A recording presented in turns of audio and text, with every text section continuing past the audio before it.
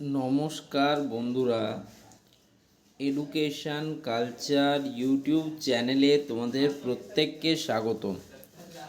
আজকের এই ভিডিওর আলোচনার বিষয়বস্তু হচ্ছে যে জেক্সপো 2026-এ কত র্যাঙ্ক করলে কোন পলিটেকনিক কলেজটি তোমরা পেতে পারো। ঠিক আছে, পেতে পারো বলছি কারণ চয়েস ফিলিংয়ের উপর অনেক কিছু ডিপেন্ড করে। জেক্সপো 2026-এ কত র্যাঙ্ক করলে কোন সরকারি বা বেসরকারি পলিটেকনিক কলেজ পাবেন তা মূলত নির্ভর করে আপনি কোন ট্রেড ব্রাঞ্চ নিয়ে পড়তে চাইছেন এবং আপনার ক্যাটাগরি জেনারেল, এসসি, এসটি বা ওবিসি কী। বর্তমানে জেক্সপোর যে মেরিট র্যাঙ্ক সেটা তৈরি হয় মাধ্যমিকের গণিত 100 মার্কস এবং ভৌত বিজ্ঞানের 100 প্রাপ্ত নাম্বারের মোট 200 নাম্বারের উপর ভিত্তি করে। তো বিগত বছরের ট্রেন্ড অনুযায়ী র্যাঙ্ক ও কলেজের একটি বিস্তারিত ধারণা নিচে দেওয়া হলো। র্যাঙ্ক অনুযায়ী সম্ভাব্য কলেজ ও ব্রাঞ্চ। জেনারেল ক্যাটাগরির ক্ষেত্রে আলোচনা করছি। Rank range.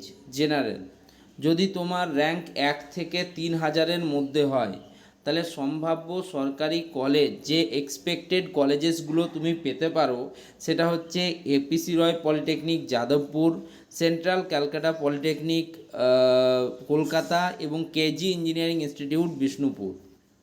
ঠিক আছে, সাধারণত যে ব্রাঞ্চ পাওয়া যায় computer science, CSC, IT, electrical এবং সিভিল। 3000 থেকে 8000-এর মধ্যে যাদের র্যাঙ্ক হবে তাদের ক্ষেত্রে Asansol polytechnic, Hooghly institute of technology, MBC institute of technology Bardhaman.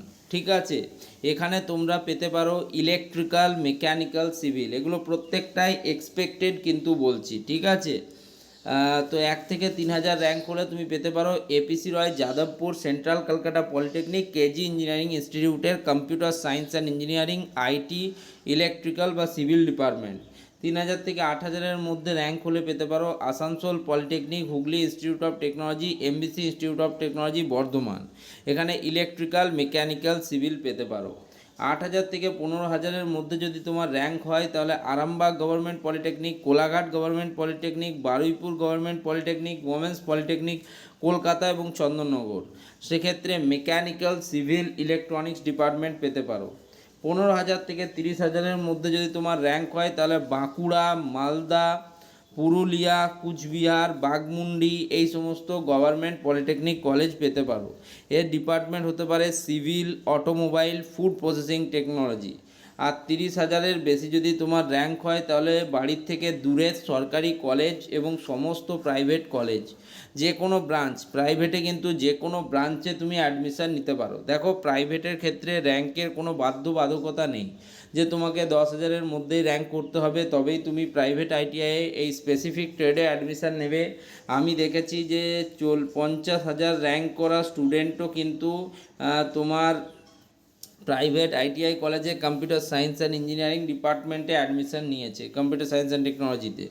ঠিক আছে, তো সেক্ষেত্রে প্রাইভেট কলেজে তুমি যে কোনো ব্রাঞ্চ পেয়ে যাবে, 30,000-এর উপর তোমার র্যাঙ্ক থাকলেও অসুবিধা নেই। ঠিক আছে, গুরুত্বপূর্ণ বিষয় একটা বিষয় তোমাদের জানিয়ে রাখি যে computer science and technology, CST বা আইটি নিয়ে পড়ার চাহিদা এখন সবথেকে বেশি।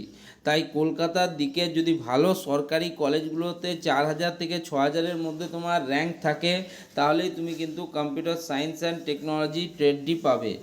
অন্যদিকে ইলেকট্রিক্যাল, সিভিল বা মেকানিক্যালের ক্ষেত্রে 10,000 থেকে 15,000 র্যাঙ্ক পর্যন্ত ভালো সরকারি কলেজে সুযোগ পাওয়া সম্ভব। এটা পুরোটাই আমি জেনারেল ক্যাটাগরি স্টুডেন্টদের কথা বলছি। ঠিক আছে, কাস্টের ক্ষেত্রেও তোমাদের যে কাউন্সিলিং অলওয়েজ তোমার জেনারেল র্যাঙ্কের উপর ভিত্তি করে হয়। ঠিক আছে, তবে ধরো একজন জেনারেল ক্যান্ডিডেট সে যদি 10,000 র্যাঙ্ক করে তার একটা সরকারি কলেজে পাওয়ার সম্ভাবনা কিন্তু কম।